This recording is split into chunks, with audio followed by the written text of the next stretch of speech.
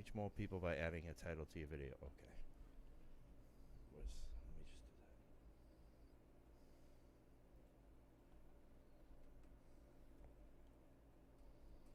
What's up, YouTube? See, YouTube's very...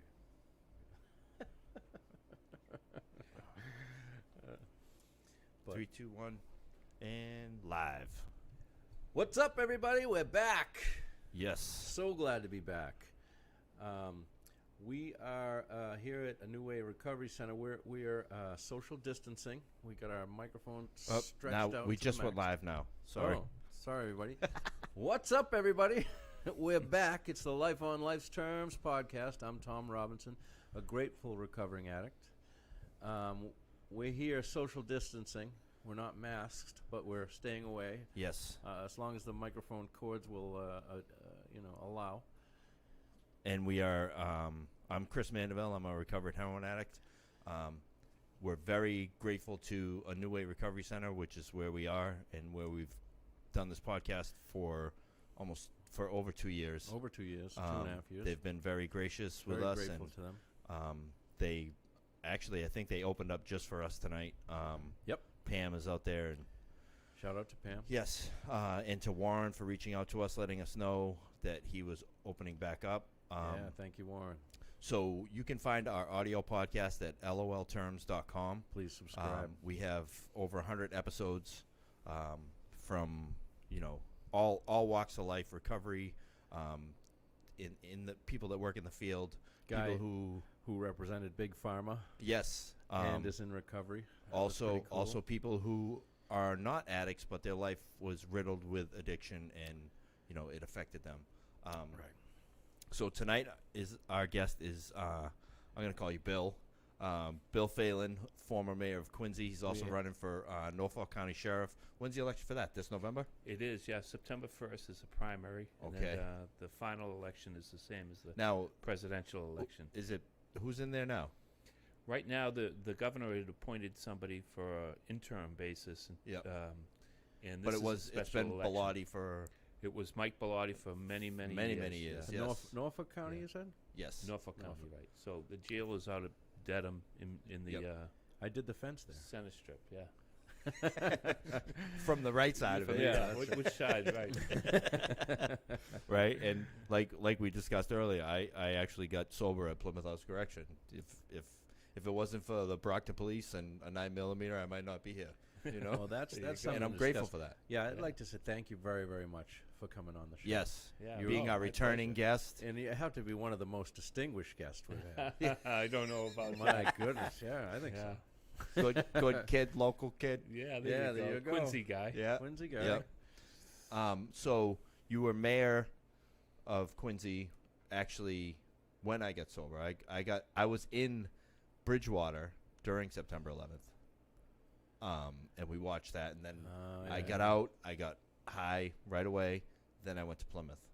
Wow. And I got sober on December 27th of 2001. Yeah, I'd love to hear stories of folks that have turned their lives around that have Yes. been incarcerated before. I know a lot of people have misconceptions about Right. people that, it's foreign to them, I guess, and they don't realize that there is recovery and there is a better way of life, and people do change. Yeah, It's it's just- exactly what I needed. This is my first shot at sobriety, and here we are, 18 Wow. years later. No Well, kidding. Yeah, I understand that. It was instrumental in my recovery as well, Mhm. but I only went through the 30 days, Right. and I did that twice. And in between those two, I had a holding cell for a weekend, and that was horrific. That was horrific, right? Yes. That was because you're by yourself and the light's on all the time. You don't know what time of day it is, and Exactly. it's ugly. And you know what? You got a lot of time to think in there by yourself, and it is. Bridgewater was a tough place to go. For Yeah, and for I was people in to I was recover. in the old inside the Right. main prison. Mhm. Yep, And I I did actually the fence there too. I actually just read not that long ago that there are no longer COs at Bridgewater Treatment Center. No They kidding. are clinicians. Wow, that's different.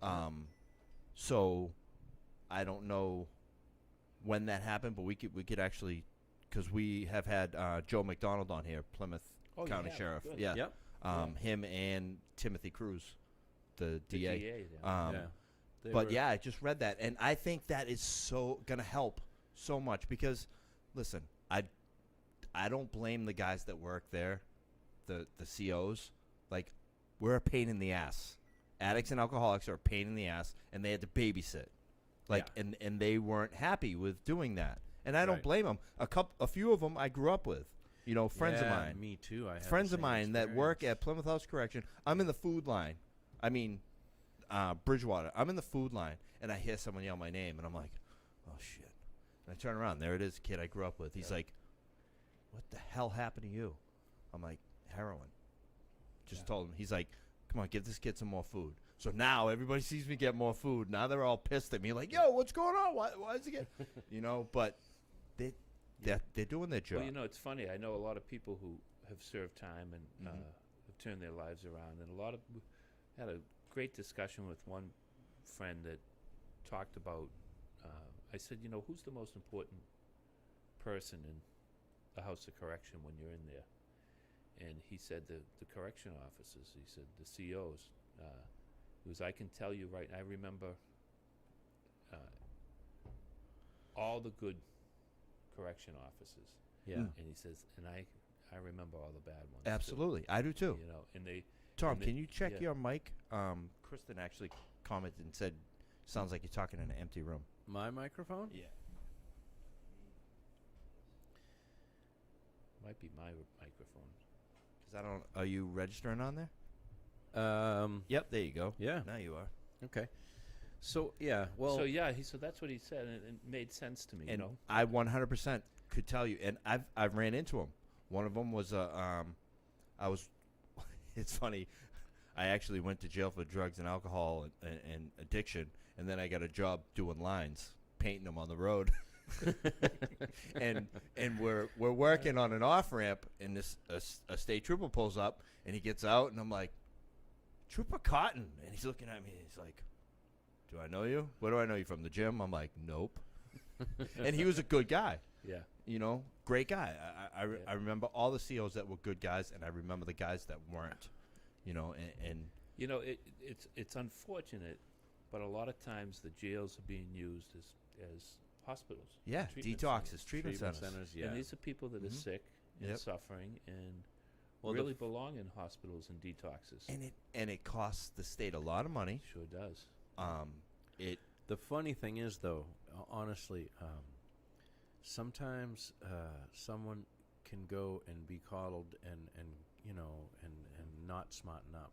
Oh You know yeah, what I mean? I seen guys come back the same weekend. I worked in laundry, and I'm handing out greens to people, and a guy leaves on Friday, and he's back there on Sunday morning, and I'm like, what happened? Oh, back to jail. Yeah. Yeah. Right. Well, that's another step. I was talking about back to detox because they think it's fun or whatever, Yeah, I mean, another fellow I was talking about, and I was asking about it because running for the job, I want to know, what works, what doesn't. And he essentially said, hey, I might not be the person to interview because I really believe that I needed every single bit of time that I did, and I needed every. Right. And I needed it yes. to be as difficult as it was for me to get to the bottom Yeah. of where I was. To and get I better. agree with that 100%. So I went through the drug program at Plymouth House Correction, and I worked in the kitchen during that. So program hours were from 7 to 3. I worked in the kitchen from 6:30 to 2:30. Wow. So I never got any program, yet I progressed, and I got a certificate saying I graduated. And, luckily for me, I ended up doing doing time. I did 10 months, and I got a parole, and I ended up at Project Turnabout in Hingham. And luckily, the program I went through at Plymouth that never partook in was the same program that they were running at Project Turnabout, Yeah. because the director had written the program for the jail system. And that was a tough Right. program, from what I. Yeah. Yeah. I all went I've through. heard, I went yeah. through the same thing. I'm Yeah, if you extremely get through grateful. it, you have a And- good chance. And Yeah. I talked to guys, I talked to a guy that was in there, and he's like, listen, that was a good place. I was there for 24 months. The program was 2 years when I was there. he's like, if you want to learn how to live life and do it sober, that's a good place to start. And I'm like, yeah, but you're here. He goes, I just stopped doing what they told me to do. I'm like, he goes, don't listen to all these guys that say the place sucks. Right. He goes, because you'll probably find out that they didn't follow the rules and they got lugged and Yep. they're back here. Mhm. So he goes, and I did, and I'm so grateful for that because hooked me up with the recovery in Quincy. Like you could fall out of your door and end up in a meeting in Mhm. Quincy, and I'm Yeah. extremely grateful for Right. that. You know, Well, let me tell you that I think that we found a lot during this podcast is that most of the people that we have listened to, it comes from trauma. So absolutely. so you know that's something that has to heal. But what's in the way is that addict behavior, that conniving and that getting over, and that's in the way. So it's that I detest is the addict behavior. Yeah, the junkie mentality. The junkie themselves is, who we have to reach out to and help. And Mhm. but that behavior needs to be. So it has to be like carrot and stick type of thing. I think I don't know. No, I know. I mean, who does know all? Right. But I think there's a common denominator when somebody finally decides that Yes. it's time. Yeah, It's I honestly believe it's based in hope. I mean, they have a hope that things can get better. and I'm extremely grateful that I went through everything I went through, and then got arrested. There's some literature around here that we read, and it talks about an alcoholic has to be badly mangled. I was badly mangled, and like when I went to jail, it was a step up from how I was living, Right. and I'm extremely grateful that I went through everything I went through at Plymouth. Like that's where I found Alcoholics Anonymous. A commitment came in. Like my cellmate was leaving the cell, and I didn't know where he was going. I knew him from the street. I knew that he liked to smoke crack, and I asked him. I know that I didn't know much about jail, but I know that you don't ask many questions. But he was my friend. I said, "Hey, dude, where you going?" He said, "I'm going to AA meetings." I'm like, "Really?" He goes, "Yeah." He goes, you get to drink coffee, you get to look at different people, and you also get 2.5 days good time a month. So I said, "Okay, sign me up." I might be dumb, but I'm not stupid. If I can get up earlier, I was a public defender's dream. I was guilty. I walked into the courthouse, and they sent me to Plymouth over the weekend, and they brought me back to court, and finally I had detoxed. The drugs were out of my system, and they said, the probation girl came down and she said, I could probably get you out of here today. And I'm like, yeah, who's on the bench? And they said, Judge Nagel. I said, go tell Judge Nagel I plead guilty and I want my time. And everyone's like, dude, you could leave here today? I had just proved to myself in September that if I get out, I'm going to use again. I'm going to get high again. I just did it. I swore up and down that whole time I was at Bridgewater I wasn't going to use again, but I didn't know how not to. Uh-huh. And when they brought me up from that cell down at Brockton District Court, I was like, guilty. And he's like, okay. And he ran all my stuff concurrent, and I don't even know how much time I was looking at. Isn't it funny? And a lot of people that aren't in recovery will think that it's a matter of will. Hey, you Willpower. You clearly That's right. wanted to get clean. I didn't want to but live that way. You couldn't. Right. You needed That's the right. help. I'll tell you, when I got arrested, I was angry at first. Of course, you're getting pulled out of your vehicle, you're getting cuffed, and you're getting stuffed, and you're angry. And then by the time I got to the holding cell, and they put me in there, I leaned up against the wall, and I was like, thank God, because that was a rescue. Yeah, absolutely. I was out of control. So it was almost a relief that came over you. Oh, it was complete relief. Complete relief. I knew, because, up until then, I mean, there's always these lines that you step. Yeah, You know what I mean? I was a habitual line stepper. I'd make a line and I'd cross that. and I had crossed that line where I wasn't going to allow myself to be sick, and that's just a horrific place. Yeah, You know, that was the biggest fear for me, knowing that I was going to be sick. is that when you're not willing to sit there and be sick anymore, Yeah. that's when you start doing ridiculous things. You know. You know, you mentioned trauma as Yes. an underlying condition to many people who have drug I think it's- problems and I are think it's one of addicts. the biggest factors. Yeah, not Yeah. not always maybe, but Right. but Right. I absolutely agree.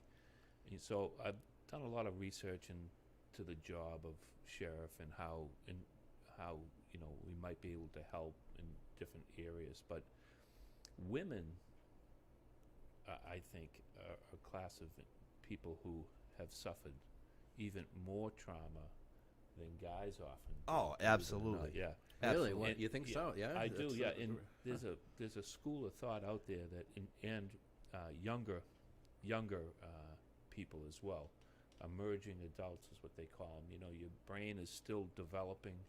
Yep. The criminal justice system says you're an adult when you're 18, Right. but in reality, your brain is still developing until you're 26 years old. That's you don't right. think like Prefrontal an cortex. adult. You know. Mhm. Yeah. And so there's a school of thought out there that that class of people can be helped more. They're more amenable to The to help. people who have suffered more trauma. No, the younger the people, younger people. are more flexible or They- fluid. Their recidivism rate is higher, first of all. But Okay. if you provide them with services, their recidivism rate drops down Yeah. considerably. And, Right. and Well, they're more impulsive, right? Yeah, Of course, we're that's much more exactly right. impulsive. I think Absolutely. I agree with you about the women because it's Yeah. they can get what they need very, very easily. Mm. You know, they have things in ways that men don't have, but men want. You know what I mean? Yeah. Right. And I think that women can suffer trauma and not even know they've suffered trauma. Mm. Because maybe how they were raised and they think, no, that's how things are supposed to be. That's how I'm Mm. supposed to be treated. You know, and like I've talked with my girlfriend, and you know we're raising my daughter. Her mother's one of us and struggles, and I'm just trying to show her how a woman is supposed to be treated. You know, and like I don't bash her mom. Like if Mhm. she wants to talk about her mom, that's fine. You know, talk about your mom. But I just want her to. I want to set an example of what how a man should treat That's her. great. You know, That's and, great. and Yes. it's not always easy. You know, It's- life on life's terms. Yeah. That's You learn from what people do. It's your actions are speaking so loud I can't hear what you're saying. yeah, You know? yeah. But one of the things in one of the things that attracted me to run for sheriff, honestly, was the fact that I couldn't think of another position. I was the mayor in Quincy, and I got to help people every day, and it was just a dynamic job and all kinds of stuff happening, and you could do different things for people and help them. But the job of a sheriff, I really think, can be an impactful job, and you can actually help people every day you're in office. So it's really what drawing. Yeah, and me to it. like just us talking to Joe McDonald and Tim Cruz, like all these people are getting together. Yeah. Like these sheriffs are like, what are you guys doing? What are you guys doing? That's Yeah. right. What's That's worked for that's you? what What they were hasn't saying. worked? No Yeah. So we don't waste money doing that. You know, like Yep. let's collaborate. You know, it's amazing.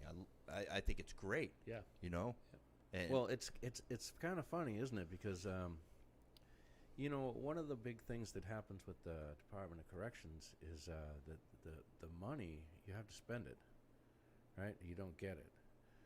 So it's Allison said it's hard to hear. it's hard to hear on Yeah. YouTube. Yeah. Yeah, No, she well, commented on Facebook. Maybe it's the Facebook? mics. Maybe the mics aren't close enough. No. Or if you could bump them up, maybe. Yeah. She just said, "Pull the mics closer. Hard to hear, please and thank you." Sorry. Oh, there you go. Yeah. That's better. Yeah. Yeah. Now Now the they can hear us. headphones are too loud. Yes. So it's kind of like if you're super successful, your department diminishes, right? Well, you know, honestly, the policymakers in the world are even like the Republicans, you know, and I'll say that in a way because I've been a lifelong Democrat, Right. but they're starting to understand that you spend money on this side and you're going to save money in the long run. Save money in the long run. There's Right. statistics that show for every dollar you spend on educational programs in prisons, you're going to save $5. So Right. The Department of Mental Health had a diversion type of program where they invested $2 million, and in the first 4 months, they saved $2 million by preventing people from being incarcerated, where they're going to spend way more money. Yeah, So like drug court It- and, yeah. and stuff like that. sure, Like just makes all the sense in if the world. if you want to get sober and change your life, drug court's great. If you don't want to, you're gonna fail and you're gonna stay in drug court for a very long time. Well- you know, I know people that have completed it successfully without a hiccup. Mm-hmm. But then I also know people that were like 2 weeks away, and then boom, they get in trouble and they got to start back all over again. But when people are ready, yeah, you know, yeah, they have to. They still need help. yes, Just like you did. yes. right, I had Chris? no Yeah. clue. I went to detox because I didn't have any money. I didn't have a place to go. You know, I didn't know about getting sober. I didn't know that the alcohol and drugs were what was causing the way I was living and my spiritual loss of values and my, you know, Well, that's it. incomprehensible demoralization. Well, like, that's it. How much would crime went down if we did away with all addictions right away?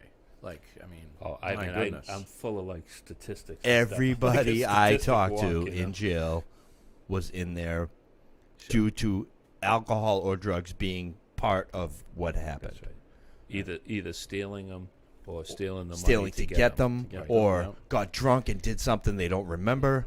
right. And statistics bear that out. Yeah. As well. I mean, Yeah. you know, it's substance use disorders and it's, you know, mental health issues too. Serious problem. Yes. I don't think there's enough focus on mental health No, because a lot of the totally not. people that are suffering from mental health, they start doing drugs and alcohol Sure and they they feel better. Mm-hmm. Right. Not saying that it's going to work and sustain their mental health, but it gives them that relief, Yeah. and they don't even realize that they have mental health. You know, I Like, do, a lot of yeah, people yeah. don't. Well, I mean, No, they look at self-medicate is Yeah. essentially what they do. look at mental health as depression, simple depression. Mm-hmm. And when you have a depression and you can get 15 minutes of relief from that overbearing feeling, Yeah. like everything sucks, Yeah. you're gonna go for it. I mean, you know, there's these that's why we have to, you know, we have to focus on the trauma Mm-hmm. to help people through the trauma. The addictions or the addict behavior still needs to be, that behavior needs to be incarcerated. Yeah, Sorry, you know what yeah. I mean? Because if it wasn't for that for me, I would still be doing it. Yeah. So and, you and really think that, huh? I do. Yeah. And the I don't agree with throwing medication at everything either. I Yeah, used to well. have an opinion on marijuana when I was first getting sober. Oh no. But I know people, a lot of people, who have gotten off prescription medication using marijuana, and Right. and they are functioning it completely fine. They don't. It doesn't. A lot of them don't even smoke it. They eat it. You Right. know, they use an edible, and now they don't have to take 3 other medications. I know people who have, you know, done that, and they have $1 million businesses. You know, but they eat edibles.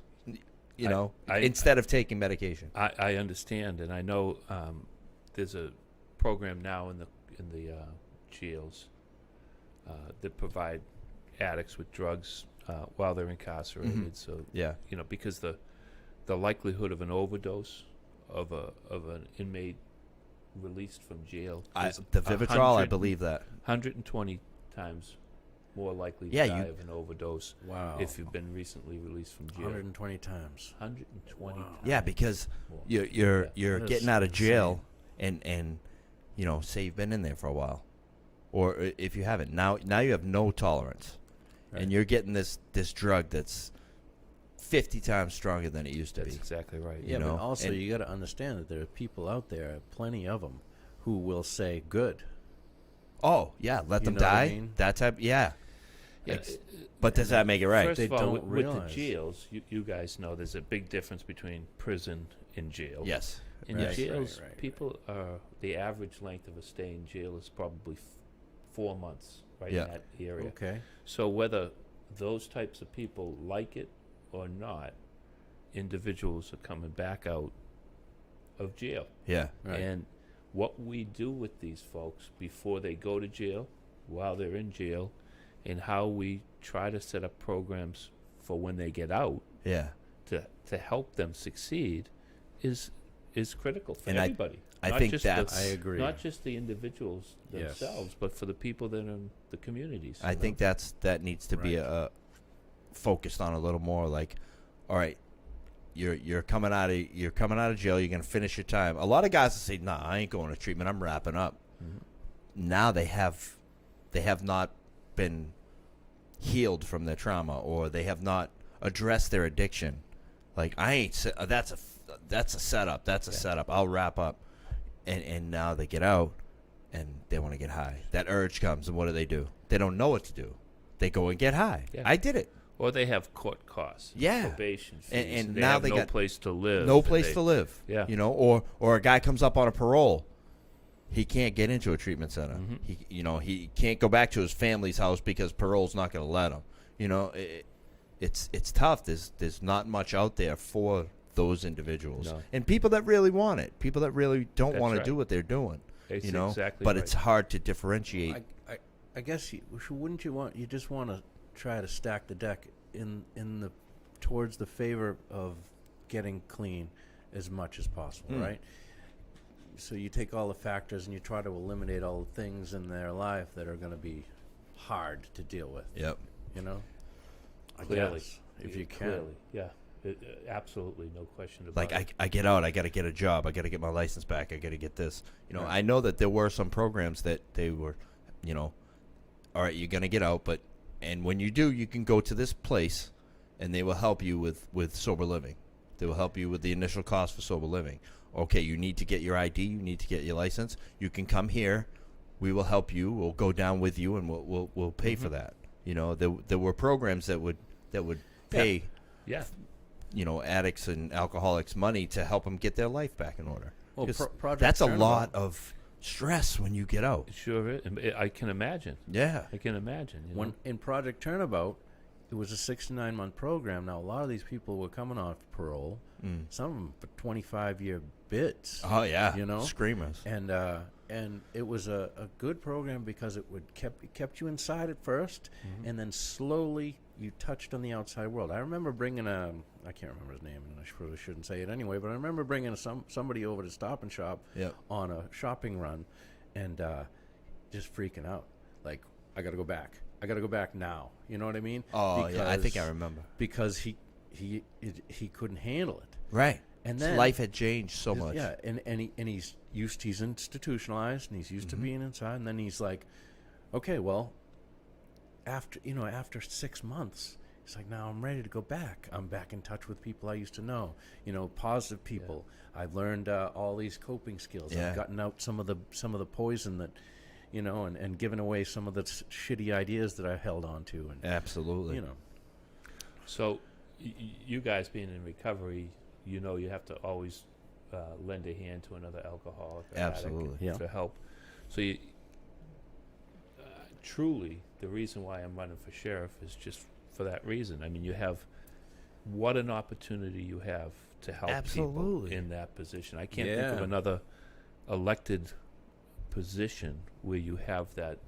I mean, that, of course, there's going to be a lot of potential. other stuff Right. that you have to address and Sure. work I with mean, as public well. safety is always number one. But I mean, that's Right. That's clear. that's a Yeah, that's a good good position point. to be in. That's a good point. Public because safety is because you're as sheriff, you're working with the outside, but you're also working mostly inside. Mm-hmm. And like That's- even training for officers. All right, say someone has. Listen, I really don't feel okay today. Like I need to talk to somebody. That was one of the things that was tough when I was there. Is I had to fill out a request slip if I wanted to speak with somebody. Okay. And that could take days. You know, I had no money, right? I was what they call indigent. I couldn't afford skid deodorant. bit.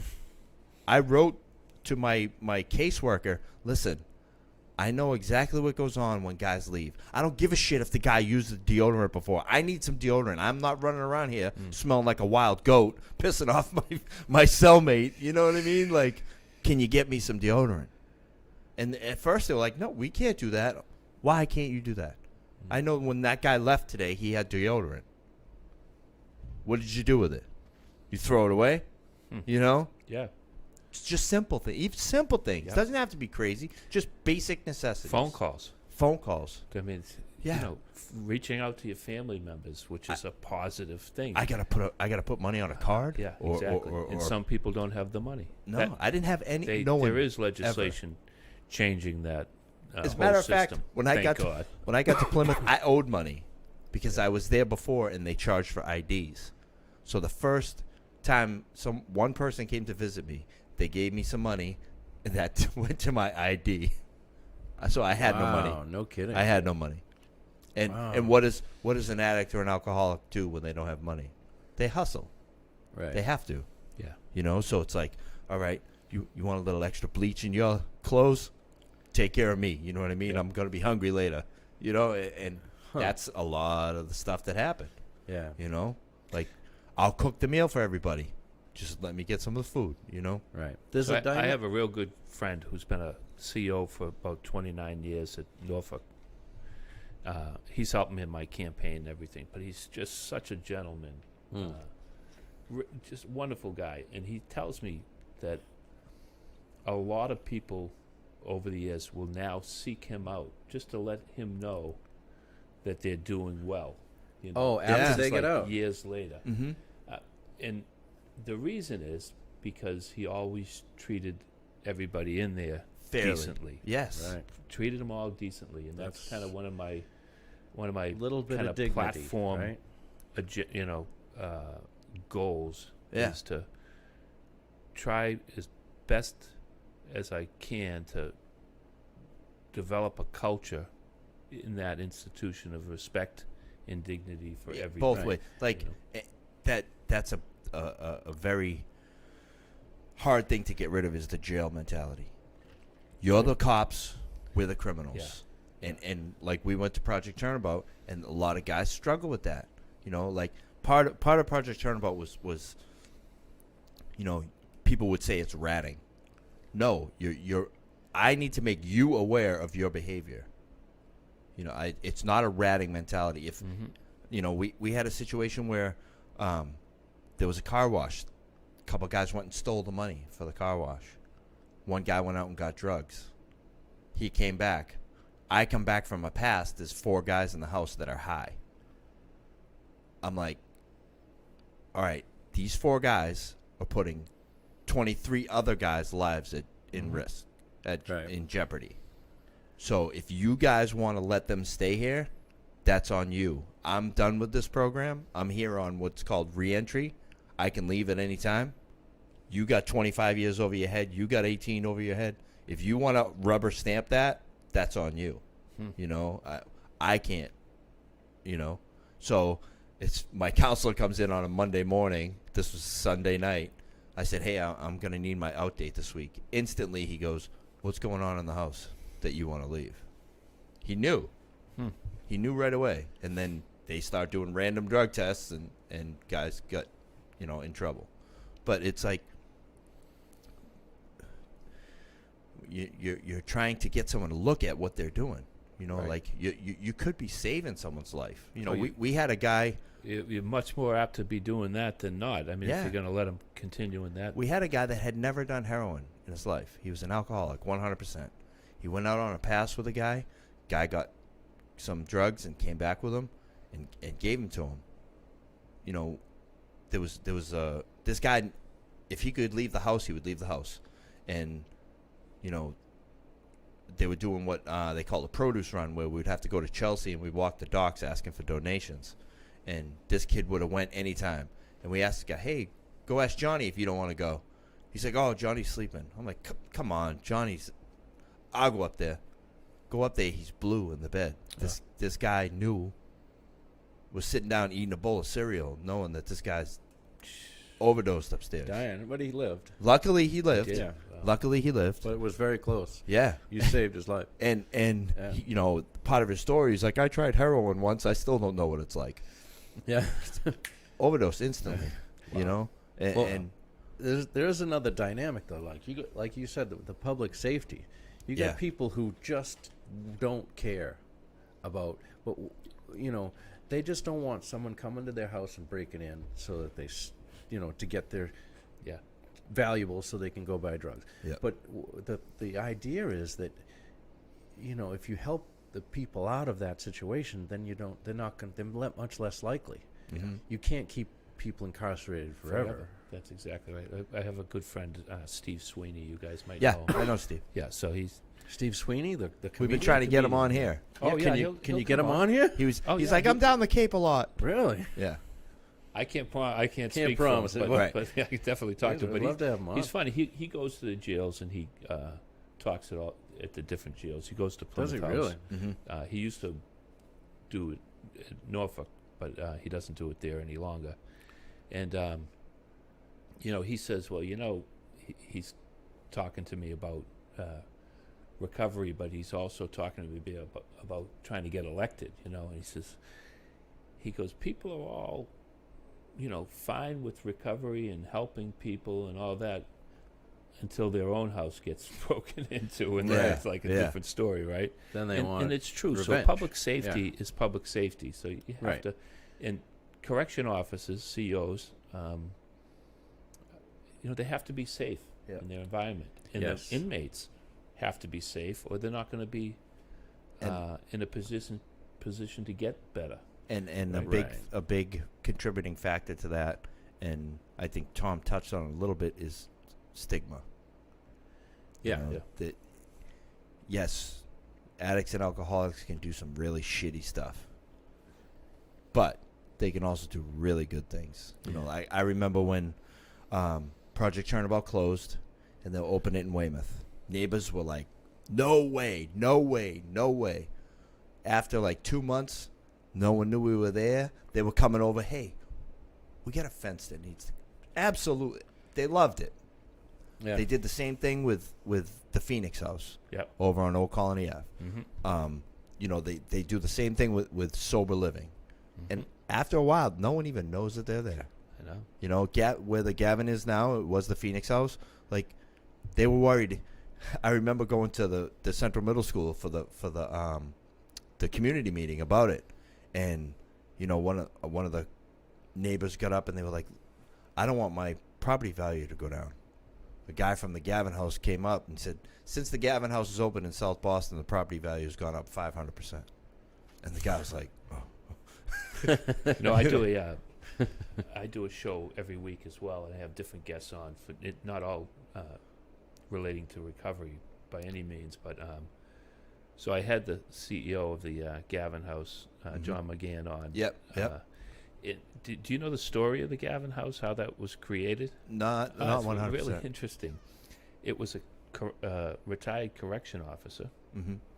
who bought Wow. an old police station in Southie. Really? Had the second floor. Him and his wife. His wife used to cook all the meals for the guys that were coming out of jail that were alcoholics, and that's how it all Wow. started. Really? Isn't that Wow. amazing. That is pretty Yeah. cool. And what time So, period was this? I told him, I forget. It's Been there around for a while, yeah. a long You know, time. I told him, anything that was begun with such goodness, I said, it's no, Yeah.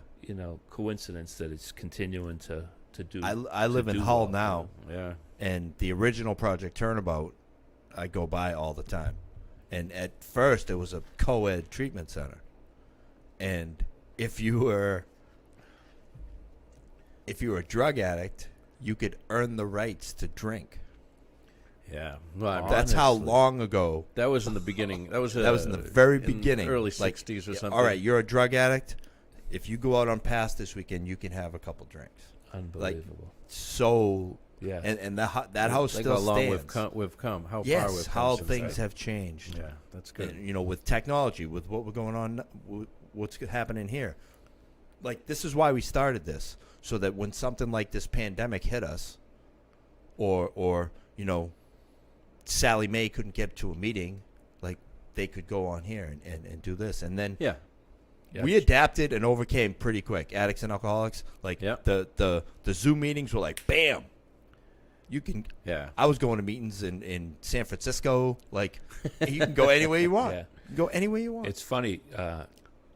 John McGann actually said, you know, everybody thinks that this pandemic relief money has been a good thing. He said, but you give a big chunk of money to an addict, you know, recovering addict, it Oh, might yeah. be the Yes. worst thing in the Yeah. world you could Yeah. do. yeah, and And I I'm sh- had not even thought of that. you there know. was Right. I was actually reading a story today. Overdoses had dropped for the first time in a few years at the end of 2018, and then started to rise again in 2019, and then during this have spiked again. Have they really? Right. Overdose deaths have spiked again because now addicts and alcoholics are bored. And Right. you know, what do you do when you're bored?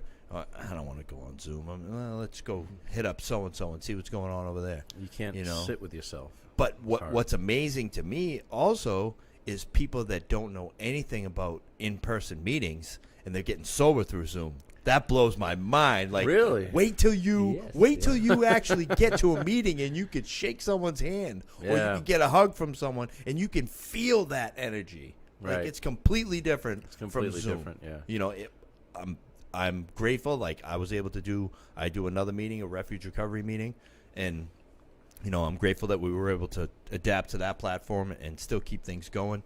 But you know, wait till those people find out what it really feels like. You know what I mean? It's I think it's great. I think it's great. So when is this? When is this? It must be a special election, huh? Well, it is a special election, but it's on the regular election cycle. So it's Okay. September 1st is the primary, Okay. and the presidential election will be the final election as Oh. well. So You'll be on the same ballot. Same basically, ballot, the yeah. president, yeah, Whatever. Yeah. hopefully, if I win the September primary. and then Oh, if you get the primary, right? Yeah. September and then November. That's right. Yeah. How many people running? There's three Democrats running, and there'll be one Republican running who's in there now and was appointed by the governor on an interim basis to fill Fill the seat. the seat that was vacated by Mike Bellotti. Yeah. Well, what happened to Mike Bellotti? Mike stepped down to become the president of Quincy College, Oh yes, that's right. and then Okay. he left that position, and he's now running for county treasurer, Norfolk County treasurer. So he had been the sheriff for probably 18, 19, 20 years. or Yeah, so. yeah. Oh yeah. I knew his brother too. Which Joe or Yes, Peter? I think Joe. it was Joe. Yeah, I know. Carpenter, right? Yeah. Yeah, Yeah. I mean, I loved the recovery in Quincy. You know, I didn't need a vehicle. You know, you got some great treatment centers here. You know, you get the South Shore House. That place is great. That's a good house.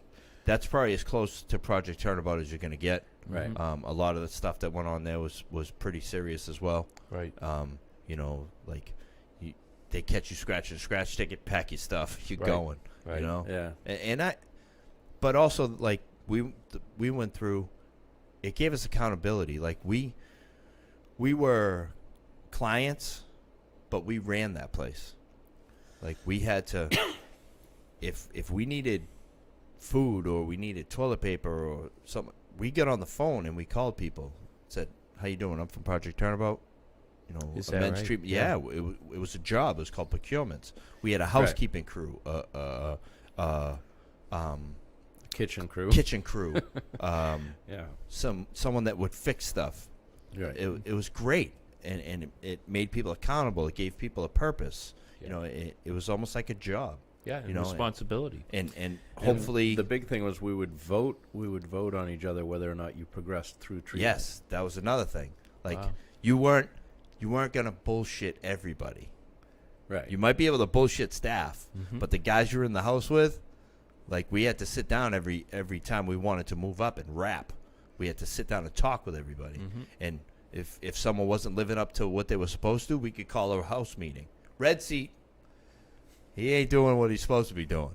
And it was all out of love. It wasn't like Yeah. and that you cared for people and you know, you wanted to see them improve. I got denied a few times. You know, I got ratted on by staff. Like it was I it- forget where I learned about the Project Turnaround. Probably I don't know. now it's condos. Yeah. The company that had taken it over Sold the land. sold the property Came with 7 acres in Hingham, so it's hard to resist. right next to Bear Cove Park. Yeah. Mm-hmm. So they Oh right, yeah. so now Prime they- real estate. yeah. So now they ended up over at across from Social Hospital, Yeah. Well, and it's it's very a different. lot different. It's you know, the thing about people coming out of jail, especially, is they can do 6 months of treatment standing on their heads. It's nothing. You can just be the same and just, you know. So they used to have a thing in Project Turnabout where you would get a failure to progress, and you get a warning, and then you get kicked out. Hmm. So it's different. It was different. It was just a different situation, and I think we need programs like that. Yeah, it seems as though it helped teach people how to live. Yes, absolutely. Yes. Yeah, be And, independent. and transition back into society, because even if you're not coming out of jail, if you're just getting sober off the street, you have to learn to live without the coping mechanisms that you were using, and learn to be an adult, basically. You know, So, what was the age group that was in that program? 18 plus. That's all. Yeah, Yeah, So it was and- everybody. it was. Yeah, they had. Oh, we had people we older had. than 26 years old, and Oh, Oh, yeah. absolutely. What was that guy, Steve? That guy Steve. He was- There was this old timer, and he was in there for a while, and very eccentric, and you know, we were saying he didn't really want to listen and do things the way the program was laid out, but he used to be well, wealthy. that and he goes lost to it. that emerging adult that I was Yeah. talking about. They're more. we would joke open, around. I think than Yeah. people who are The younger set adults. in their yeah, ways that's right. a little bit, right? We Yep. would joke around and say, he's gonna pull up here in a limo one day, and he's gonna have the deed to this house, and he's gonna throw us all the fuck out of here. Watch, you watch.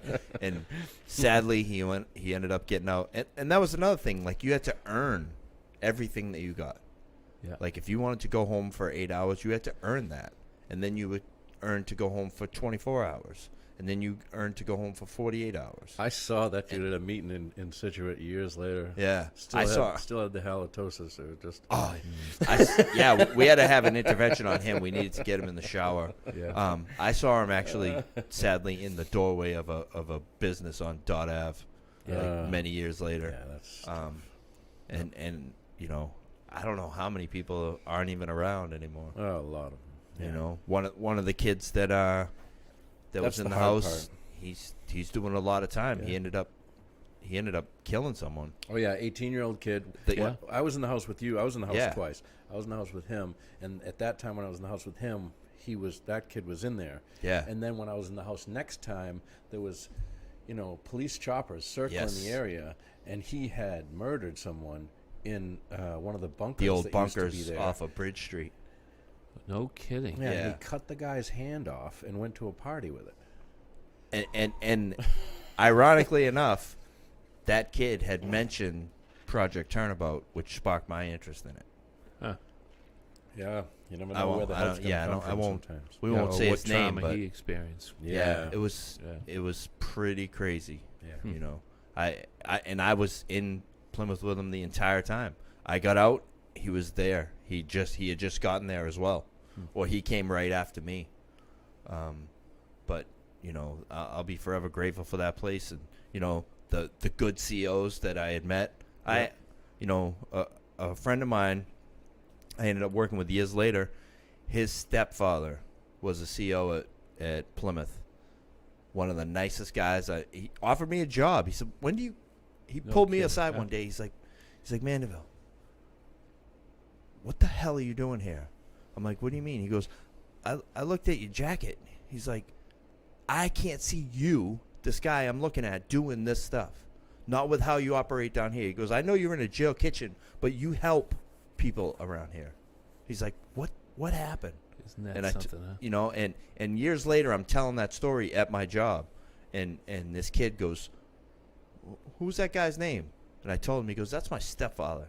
And sadly, he just passed away of cancer a couple of years ago. No I think it's kidding. been 2 You know, years. the story that my friend told me was, he said a CEO pulled him aside and said, hey, come here, I'm just going through your file. I want to show you something. Mm. And he showed him a photo of him, of the inmate, of my buddy there. He showed him a photo of when he was 18, when he first time he was he arrested. was in. Yeah. And he showed him a photo when he was 19, and then 21, and then 22, and Mhm. then 25. And he said, you know, what are you doing? What are you doing here? Yeah. You know, and he'll always remember that story because he could see himself at 18. Absolutely. And now, Right. all of a sudden, he's, 25, Mm-hmm. and he can see the photos The difference, and yeah. where he's come, which is nowhere, basically, right? Right. Yeah. One of You the know, one of the limbo guys. for 5 years. One of the guys I Jeez, work for that's- in laundry. that's, He's like, you got a parole hearing today? I was like, yeah. He goes, I'll be back. And he left. And came back. I can't remember if I went to my hearing and came back or it was before. But I ended up getting parole.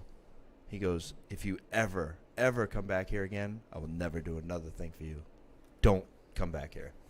So I don't know what he said to who or what. You know, But- there's those jobs out there that are so important. I used to say this about the teacher's job when I was the mayor. Teachers. I don't like, teachers is such an important job, but it's a real difficult job, and you have to do it right. Yes. There's a lot of teachers Right. that mail it in. I mean, Yeah. let's face it. Yeah. Just because you're a teacher doesn't mean you're a world saver, Oh, right? I You can experienced actually quite a few do of them. damage as a teacher if you're not a good teacher, because that child may only have you, for is only going to be in the third grade once, right? Right. And, And when and you only put- going to be coming through there once. So it's such an important job They- that you have to invest and get, pay properly and get the best teachers you can get. Yes. I agree. They and- spend more and time with our kids than we do. correction officers is Yeah. very similar. You Yeah. know, correction officers a tough job. The suicide rate of COs is actually like 2 or 3 times that of police officers. It's one of Wow. the highest Wow. one of the highest suicide No rates kidding. of any occupation Wow. I would there be- is. I would be believe it or curious not. about the training that they get. Now, most of the training they get, I imagine, is in management and crisis situations, and how to stay safe and how to keep control. Yeah. I would think. Yeah.